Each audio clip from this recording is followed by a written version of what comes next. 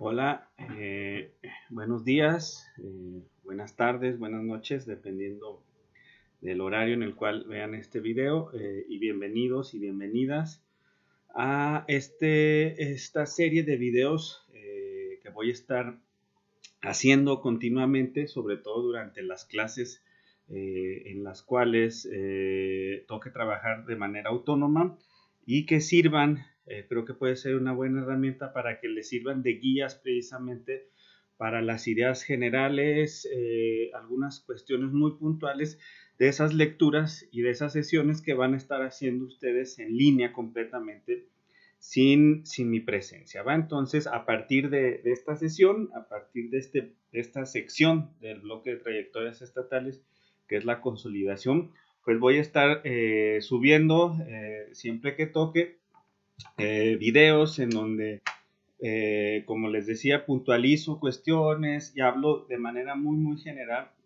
de lo más importante precisamente de esa sesión en particular. Van a ser videos cortos, no van a ser clases completas, es muy pesado, de por sí ya es muy pesada la dinámica en línea. Creo que hacer un video, por ejemplo, de 40 minutos sería muy pesado para ustedes y poco entretenido, ¿no? Entonces voy a tratar de ser muy breve durante estas intervenciones, centrarme solamente en las ideas generales y, como les digo, en algunos puntos muy específicos, pero más bien dando directrices para que ustedes realicen la lectura, vean la presentación y ya con la combinación de esos elementos puedan tener mayores insumos para abordar los temas que van a tener que abordar precisamente en esta modalidad en línea, ¿va? Entonces, bueno, comenzamos ahora con la siguiente sección, que es la sección de consolidación estatal. Ya vimos las sesiones pasadas el surgimiento de los estados nacionales en Norteamérica y ahora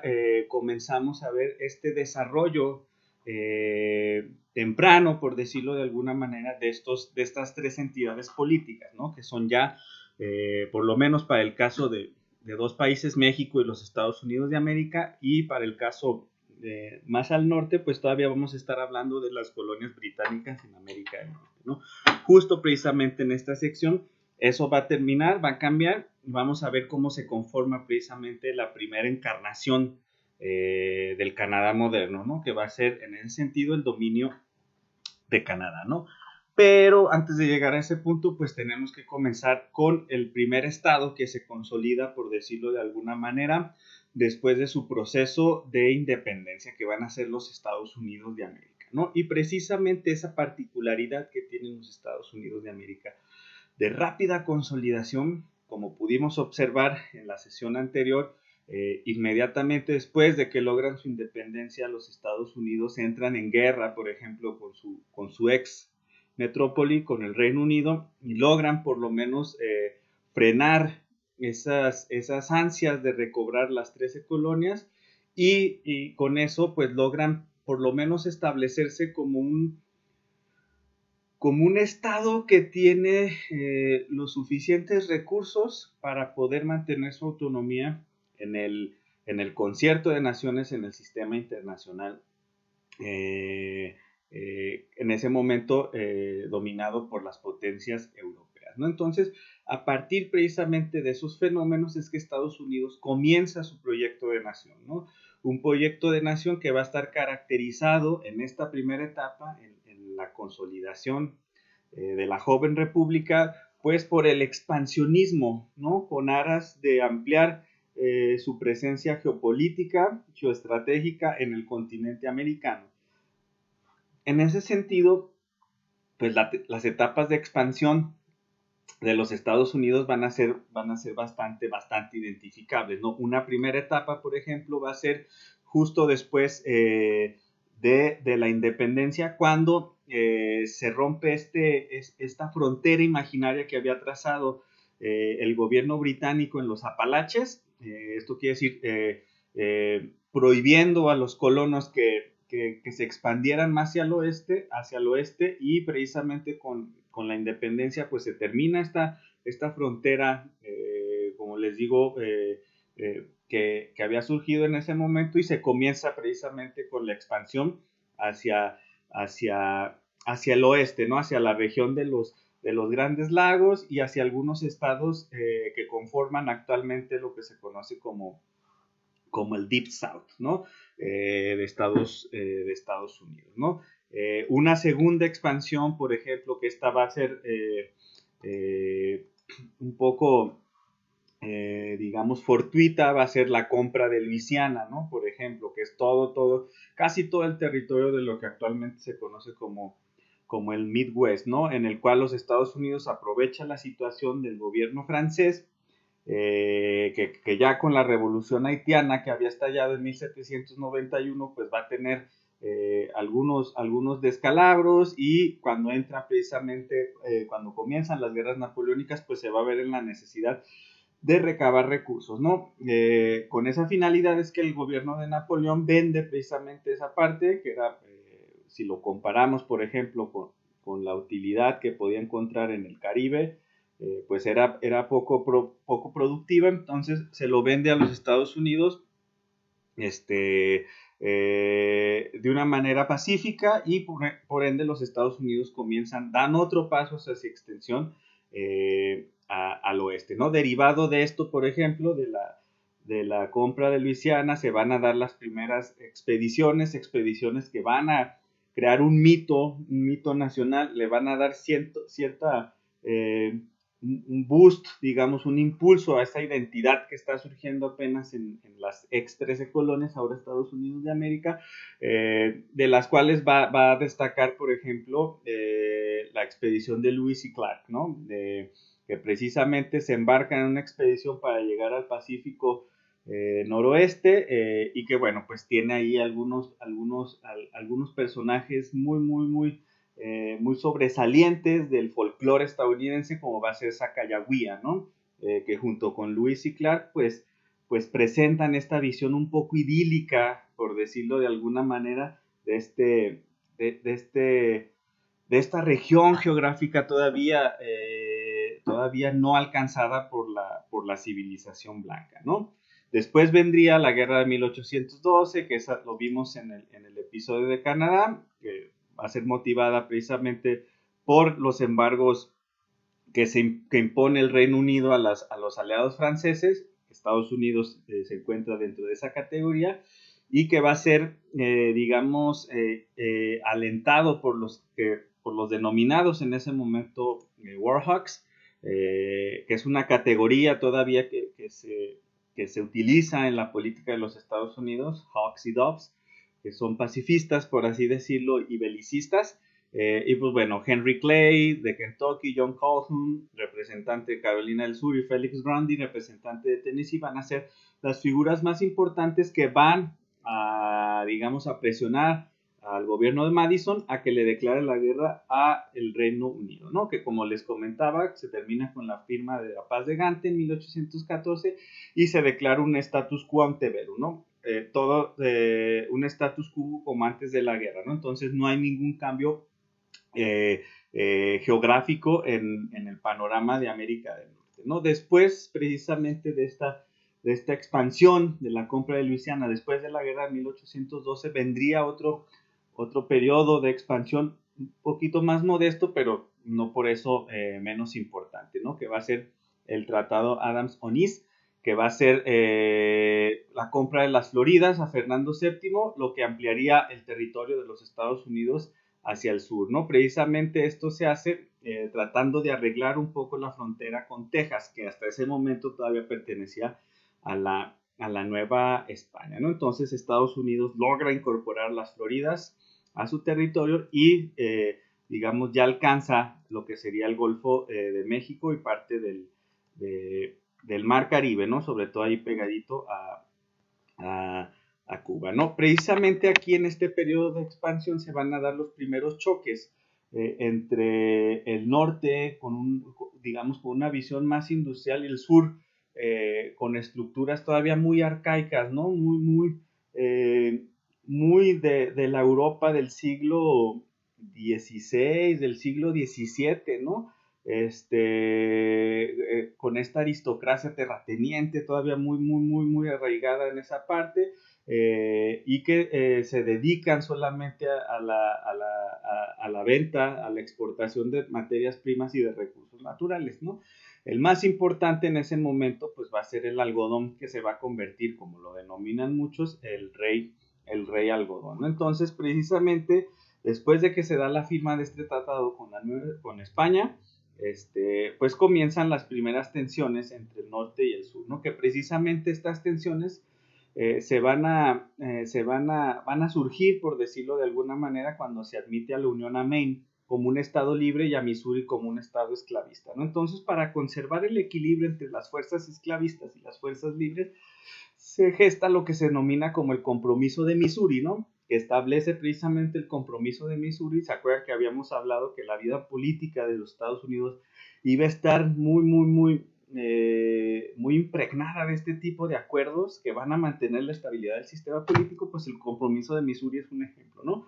Que establece precisamente una línea imaginaria en el paralelo 36 que suponía precisamente la frontera entre estados esclavistas y los estados no esclavistas. Por encima de esa línea, se incluía Missouri. Missouri está por encima de esa línea, pero a partir de Missouri ya ningún estado arriba de esa línea podría ser esclavista y todos los estados por debajo de esa línea iban a ser estados esclavistas, no estados libres, perdón, ni estados esclavistas, ¿no? Entonces, el compromiso de Missouri, digamos que mantiene equilibradas las fuerzas entre los estados, sobre todo al oeste de los Estados Unidos, entre los estados esclavistas y los estados libres, ¿no? Pero vemos que ya se está configurando o se están añadiendo ingredientes para lo que va a desembocar en lo que sería la guerra civil de los Estados Unidos de América, ¿no?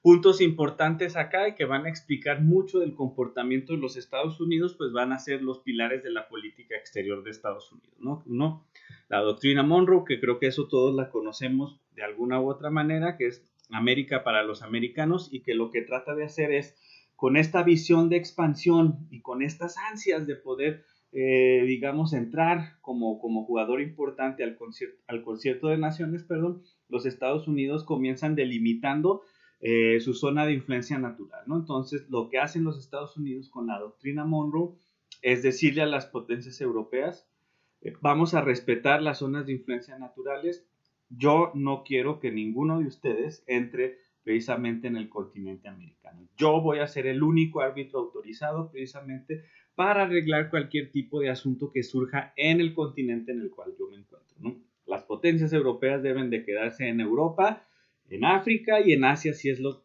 que desean, ¿no? Pero América va a ser solamente para los Estados Unidos de América, ¿va? El otro gran pilar de la política exterior de los Estados Unidos y que nos va a afectar de manera directa a México, pues va a ser el destino manifiesto, ¿no? Que precisamente el destino manifiesto, este mito cuasi religioso que va a surgir precisamente en materia de política exterior en ese momento en los Estados Unidos, es lo que genera las ansias de expansión más al oeste de lo que había marcado la compra de la Luisiana, ¿no?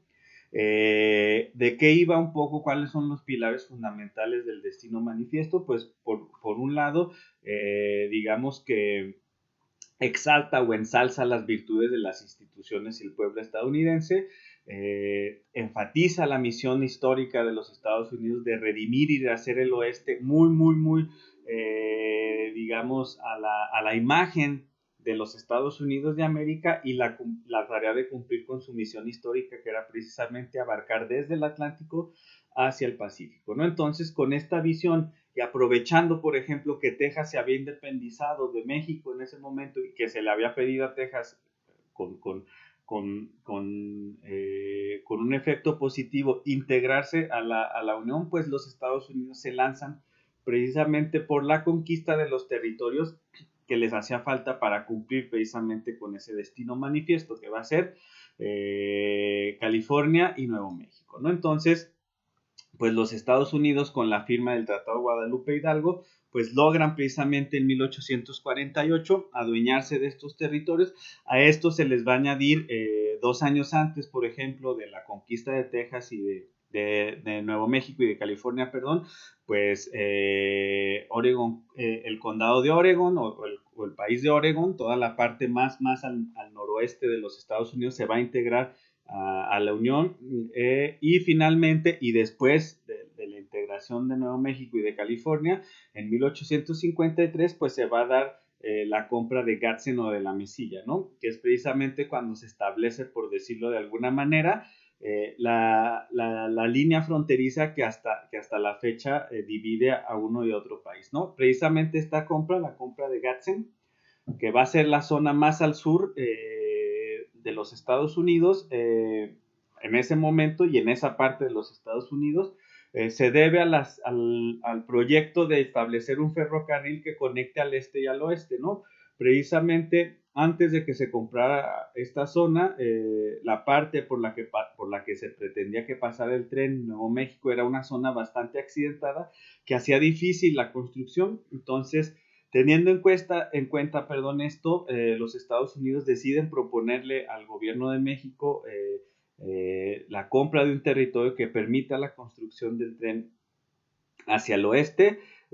Primero tratan de comprar casi todos los estados del norte de México, saben que México no va a acceder, y una vez que México rechaza precisamente esta oferta es que se propone comprar este territorio al sur, ¿no? De todos modos, en la presentación hay un pequeño mapa en donde se ve por año precisamente cómo fue el periodo de expansión de los Estados Unidos de América, ¿no? Y precisamente eso marcaría el inicio o la antesala al problema que van a tener tanto estados libres como estados del sur, ¿no? Y que va a terminar, por ejemplo, en ese momento con algunos desarrollos muy singulares, ¿no? Por ejemplo, cuando se logra discutir la emancipación de los esclavos en los estados del norte, cuando se ve que hay mucha gente, muchos esclavos que han logrado zafarse de sus cadenas y que han emigrado al norte, pues lo que hace la élite blanca, por ejemplo, en ese momento es decir, bueno, pues sí, ya no hay, ya, ellos ya son libres, pero ahora qué vamos a hacer, ¿no? Entonces la población afrodescendiente se estaba convirtiendo en un problema incluso para la élite blanca progresista, por decirlo de alguna manera, de los estados libres, ¿no? Entonces, con este sentimiento un poco de inferioridad, de codescendencia que existía en ese momento hacia la población afrodescendiente por parte de la élite blanca, es que se decide a todas estas personas que se han liberado del sistema de esclavitud de los estados del sur, pues hacer una solución que pueda ser viable y que pueda ser benéfica para las dos partes involucradas, ¿no? Para los esclavos libres y para la élite blanca, ¿no? ¿Cuál es esta solución? Pues en 1816 la fundación de la Sociedad de Colonización Americana, un grupo de cuáqueros, evangélicos, etcétera, etcétera, etcétera, estos grupos religiosos, en algunos casos, como en el caso de los cuáqueros, muy progresistas, que pues se oponen a la esclavitud, pero también suponen que el que convivan afrodescendientes con blancos va a suponer un peligro para las aspiraciones de la élite blanca, ¿no? Entonces fundan esta sociedad que va a comprar un terreno precisamente en el África Occidental, al cual van a mandar precisamente a estos esclavos liberados afrodescendientes, ¿no? Para terminar con el problema racial, ¿no? Una vez que compran este pedazo de tierra, pues fundan precisamente la República de Liberia, que hasta la fecha todavía existe, ¿no? Entonces la República de Liberia, por decirlo de alguna manera, va a ser una invención de la élite blanca para deshacerse de esa carga, que representaban los afrodescendientes liberados en los estados del norte de los Estados Unidos de América, ¿va? Entonces ahí comienza un poco estas tensiones que se van todavía digamos, van a comenzar a escalar un poquito más cuando California precisamente es admitido como estado en 1850 en la Unión, ¿no? ¿Por qué?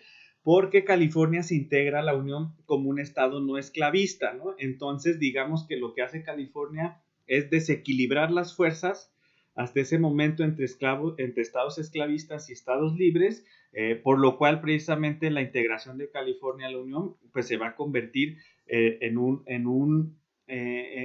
de los ingredientes también que van a comenzar a cocinar lo que sería la guerra civil de los Estados Unidos de América. A esto le va a seguir la creación de los territorios de Utah y Nuevo México, que van a tener las mismas características, una tensión ahí entre si pueden ser estados libres, si pueden ser estados esclavistas, bajo el compromiso de Missouri. Se supone que por lo menos Utah tendría que mantenerse como estado libre, ¿no? Nuevo México podría entrar como estado esclavista, ¿no? Pero precisamente para poder balancear las fuerzas del peso que había otorgado California, en ese sentido, pues lo que tratan de impulsar los estados esclavistas es que se les dé cierta soberanía a estos territorios y que ellos sean los que decidan si van a entrar a la Unión como estados libres, como territorios libres o como territorios esclavistas, ¿no? Con lo cual, pues ya nos ponemos en la antesala precisamente de lo que sería